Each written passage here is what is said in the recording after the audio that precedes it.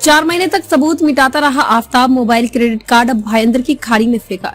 श्रद्धा murder की कहानी chargesheet की जुबानी। कत्ल करने के बाद आफ्ताब अमीन पूनावाला ने श्रद्धा वालकर का सिर 3 से 4 महीने तक अपने घर के फ्रीज में संभाल कर रखा हुआ था। वो अक्सर फ्रीज खोलकर श्रद्धा का चेहरा देखा करता था और उसे याद करता था। असल में वह श्रद्धा का सिर फेंकना ही नहीं चाहता था, क्योंकि उसे डर था कि ऐसा करने से कत्ल का राज खुल जाएगा। अदालत में दाखिल की गई इस सनसनीखेज वारदात चार्जशीट में आफ्ताब श्रद्धा की दोस्ती, प्यार, झगड़े और कत्ल की पूरी कहानी दर्ज है। करीब 6000 पन्नों की चार्जशीट में दर्ज है आफ्ताब और श्रद्धा की पूरी कहानी। कब और कैसे वो दोनों एक दूसरे से मिले, दोनों ने क्यों लिव इन में रहना शुरू किया, दोनों के बीच क्यों झगड़ा होता था, दोनों मुंबई से दिल्ली क्यों आए और फिर दिल्ली में आफ्ताब ने श्रद्धा का कत्ल क्यों किया।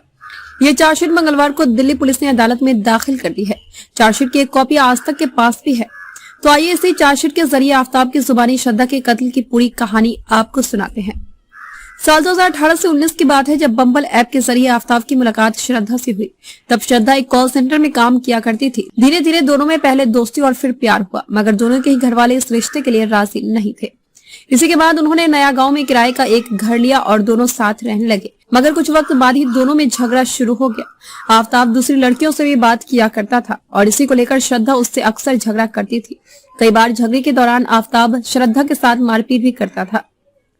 एक बार तो श्रद्धा ने आफ्ताब के खिलाफ मुंबई पुलिस में शिकायत भी लिखाई थी। बाद में दोनों ने अपने रिश्ते में सुधार लाने के लिए बैग पैकिंग ट्रिप का प्लान बनाया था। इसके बाद दोनों ने 28 से 29 मार्च 2022 को मुंबई से निकल पड़े।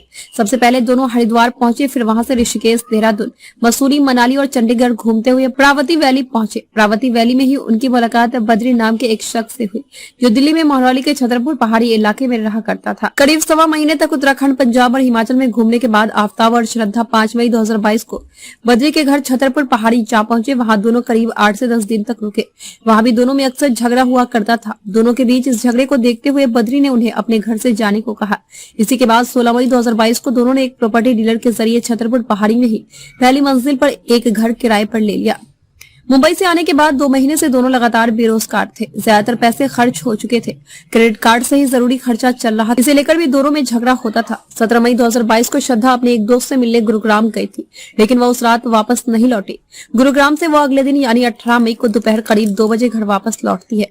इसी बात को लेकर आफ्ताब और श्रद्धा में फिर से झगड़ा शुरू होता है, मगर कुछ देर बाद ही दोनों शांत हो जाते हैं। फिर जोमेटो से दोपहर के खाने का ऑर्डर दे देते हैं। उसी दिन शाम करीब 6 से 6:30 बजे के दरमियान श्रद्धा ने आफ्ताब से वसई जाने को कहा, ताकि वो वहां किराए के घर से अपना सामान दिल्ली ले जाए। आफ्ताब का वसई जाने के लिए टिकट भी बुक था, लेकिन आफ्ताब ने तबीयत ठीक न होने का बहाना कर वसई जाने से मना कर दिया। इस पर श्रद्धा और आफ्ताब में फिर से झगड़ा हुआ। श्रद्धा ने गुस्से में आफ्ताब को गालियां देना शुरू कर दी। इस पर आफ्ताब ने श्रद्धा को पकड़कर फर्श पर पटक दिया। फिर उसकी छाती पर बैठकर दोनों हाथों से तब तक उसका गला दबाकर रखा जब तक कि उसकी मौत न हो गई हो। बाद में उसने श्रद्धा की लाश घर के बाथरूम में छुपा दी। कत्ल के बाद आफ्ताब ने तय किया था कि वह श्रद्धा की लाश को छोटे छोटे टुकड़े कर उसे एक बड़े से ब्रीफकेस में रखकर कहीं फेंक आएगा। इसी के बाद उसने एक आरी और उस आरी के 3 ब्लेड खरीदे। फिर सबसे पहले उसी रात श्रद्धा की दोनों हाथ की कलाइयां काटी। कलाइयों को एक पॉलिथीन में बाथरूम में ही रख दिया।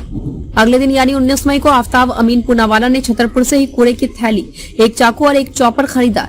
चाकू को उसने बैग में रखा और बैग को पीठ पर टांग कर जब घर लौटने लगा तो बैग से चाकू की नोक दाएं हाथ में बने टैटू पर जा लगी, जिसकी वजह से उसका हाथ जख्मी हो गया और खून बहने लगा।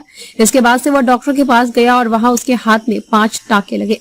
फिर वह छतरपुर की एक दुकान पर पहुंचा और वहां से एक फ्रीज खरीदा। सिटी बैंक के क्रेडिट कार्ड से इसके लिए उसने 25,000 रुपए दिए। दुकानदार ने 19 मई की शाम को ही फ्रीज उसके घर पर भिजवा दिया था। फ्रीज आने के बाद आफ्ताब ने शाम को ही श्रद्धा के दोनों पैरों के टखनों से काटकर अलग कर दिया था। फिर उन्हें कूड़े की थैली में रख दिया।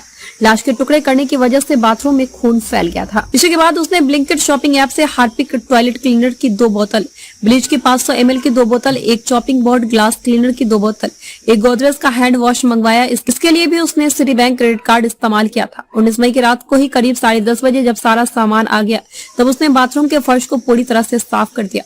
श्रद्धा के कत्ल के तीसरे दिन यानी 20 मई को आफ्ताब मोहाली मार्केट से ही लाल रंग का एक बड़ा सा बैग खरीद कर लाया।